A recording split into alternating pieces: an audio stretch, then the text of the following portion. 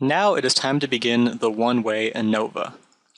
A one-way ANOVA, remember, has one factor with at least two independent levels. So here's an example of that. Researchers want to test a new anti-anxiety medication. They split participants into three conditions, 0 milligrams, 50 milligrams, and 100 milligrams, then asked them to rate their anxiety on a scale of 1 to 10.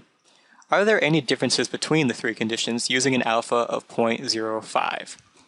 So here are the three conditions. There are 7 people in each condition, and there are their scores. So we're going to do an ANOVA using these 7 steps. And I've already gone over this a few times, so I'm just going to go right through it. First is stating the null and alternative hypotheses. Now in an ANOVA, our null is that the three groups are equal to one another, and the alternative is that not all the groups are equal. That's it. Our alpha level is what I said it would be, 0.05. Just use whatever is stated, 0.01, 0.05, whatever. In this case, we're using 0.05. Next, we're going to calculate the degrees of freedom, and we're going to need 3 of those. We're going to need degrees of freedom between, degrees of freedom within, and degrees of freedom total. Now, before I do that, we need to make sure you understand the distinction between capital N and lowercase n. Lowercase n in this case is 7. It refers to how many people are in each level of the independent variable. And capital N refers to the total number of people in the experiment. So lowercase n is 7, capital N is 21. We're going to use that to calculate the degrees of freedom and some other things. So these are the equations for the degrees of freedom. You see we have n, we have a, we have 1. A refers to how many levels of the factor that you have. So in this case, we have 3 levels, 0, 50, and 100. So A is 3. So that makes our degrees of freedom between 2, our degrees of freedom within 18, and degrees of freedom total 20. Notice that total is just between plus within. 2 plus 18 equals 20. If between plus within don't equal total, that means something went wrong. Next, we will state our decision rule. To look up the critical value we need to use 2 different degrees of freedom. We're going to use degrees of freedom between and degrees of freedom within. We're going to use 2 and 18. Now we're going to use this F table, which looks very complicated. Hopefully you're watching this on high definition so you can actually read what these numbers are. This is the smallest F table I could get into this lecture. But this is the F table. On the top we have the between groups degrees of freedom, and on the left side we have the within groups degrees of freedom. So I'm going to use between is 2 and within is 18. And that's how I'm going to find the critical value of 3.5546. So our decision rule is, if f is greater than 3.5546, we're going to reject the null hypothesis. Next, we need to actually calculate the f. So this is an f table, an ANOVA printout table, and what we're going to do is we're going to use this table to find f, the area that I have indicated in red. The whole thing we're doing right now, the whole point of this is to calculate a single f value, which we're going to compare to the critical value.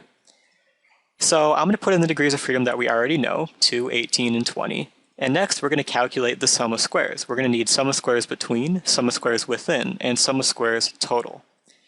This is the equation for sum of squares between. Now most of it makes sense, except for that weird sum of ai squared thing.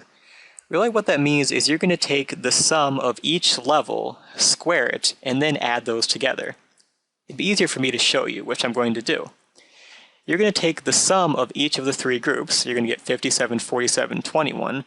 You're going to square each of those sums, and then you're going to add together all of those sums. That's what that means. So hopefully if you're good with that, you should be good with this whole equation. Now t squared, well t just refers to the total sum. So if you add all the numbers together, if you add together 57, 47, and 21, you get a t of 125. And we already know lowercase n and capital N. We know that they're 7 and 21. So we can find sum of squares between. If we solve for it, we get 98.67. Next, let's do sum of squares within. Sum of squares within is sum of all y squared minus, hey, this thing, we already found it when we were calculating sum of squares between. We already know the second half of this. We already have that, so we can just plug that right in. We just need to find sum of all y squared. What that means is you have to square every individual value and then add them all together. So our sum of y squared is 853. That's the first part of this equation. So now solving for sum of squares within, we get 10.29. And lastly, we have sum of squares total.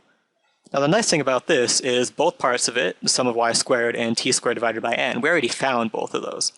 We can just put in what we found before. And we find a sum of squares total of 108.95. So let me go back to this ANOVA table. I'm going to put in our three sum of squares. Now we're actually almost done. We're very close to finding the f.